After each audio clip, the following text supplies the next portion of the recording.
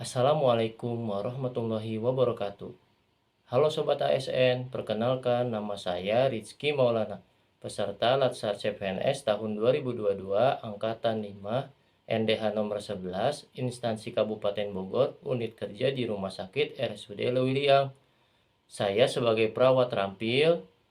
Pada kesempatan kali ini, saya akan menjelaskan mengenai analisis isu dan gagasan kreatif mewujudkan Smart Government. Pertama yang akan saya bahas adalah langkah pemecahan masalah. Langkah pemecahan masalah yang pertama tentang identifikasi isu, yang kedua tentang menentukan isu prioritas dengan USG, yang ketiga analisis isu dengan diagram fishbone, yang keempat gagasan untuk menyelesaikan masalah. Kali ini saya akan menjelaskan tentang 6 isu yang ada di instansi saya. Identifikasi isu pertama yaitu kurang kepatuhan pengunjung dalam memakai masker di lingkungan ruang rawat inap. Dampaknya, 1. Terpapar infeksi, kedua agen penularan infeksi dari rumah sakit dan sebaliknya. Pihak yang terdampak adalah pasien, pengunjung itu sendiri, dan petugas kesehatan. Identifikasi isu kedua mengenai optimalisasi penerapan prinsip 5S Gelispati, yaitu gerakan 5S pakai hati bagi perawat ruangan rawat inap. Dampaknya menurunkan kualitas layanan. Kedua, meningkatkan komplain pasien. Pihak yang terdampak, petugas kesehatan, layanan rumah sakit, dan pasien. Identifikasi isu ketiga yaitu kurang patuhnya pengunjung terhadap jam kunjungan rumah sakit. Dampaknya mengganggu petugas dalam melayani pasien, mengganggu kenyamanan pasien. Pihak yang terdampak, petugas kesehatan, pasien rawat inap. Identifikasi isu yang keempat yaitu optimalisasi penggunaan gelang berwarna kuning dan papan penanda risiko jatuh bagi pasien di ruang rawat inap. Dampaknya sulit untuk mengidentifikasi pasien risiko jatuh. 2. Pasien risiko jatuh, kurang pengawasan ketat dari petugas kesehatan.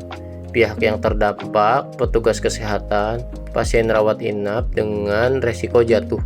Identifikasi isu kelima yaitu belum terlaksananya edukasi latihan ROM pada keluarga pasien dengan stroke di ruang rawat inap.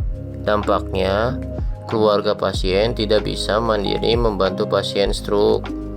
Keluarga pasien tidak tahu manfaat latihan ROM. Keluarga pasien tidak tahu latihan ROM dengan benar.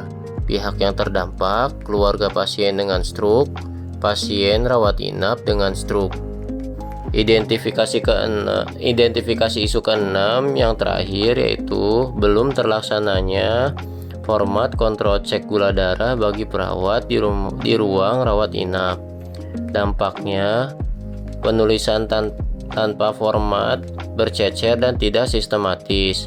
Sistem pelaporan ACGDS kepada dokter tidak praktis dan akurat. Pihak yang terdampak 1. Petugas kesehatan, 2. Pasien rawat inap, 3. Dokter.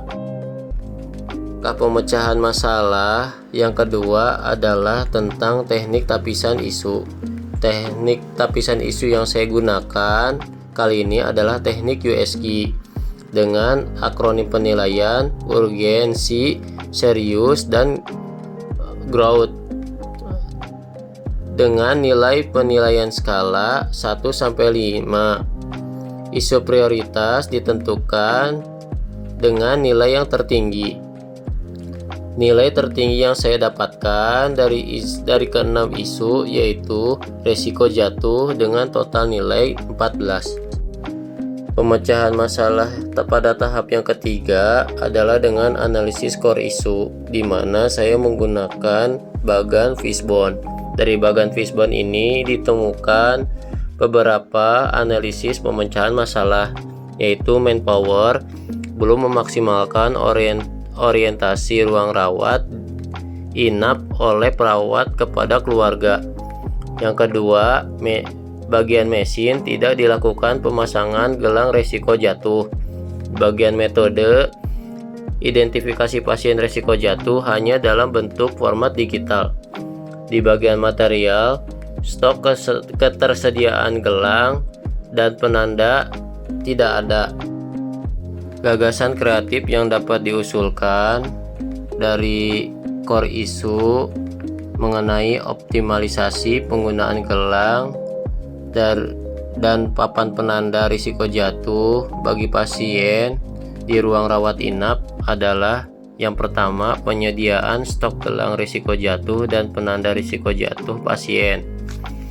Melakukan sosialisasi orientasi kepada pasien dan keluarga terkait ruangan dan bahaya risiko jatuh.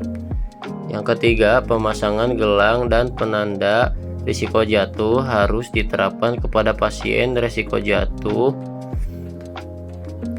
yang dilaksanakan sesuai dengan SOP atau ketentuan di ruang rawat.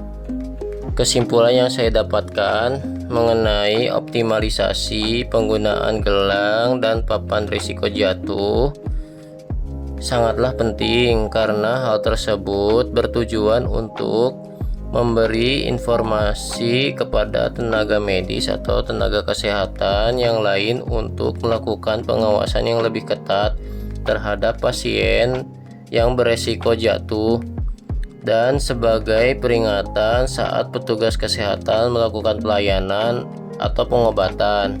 Demikian ulasan mengenai pemecahan masalah isu. Kurang lebihnya saya mohon maaf. Terima kasih. Wassalamualaikum warahmatullahi wabarakatuh.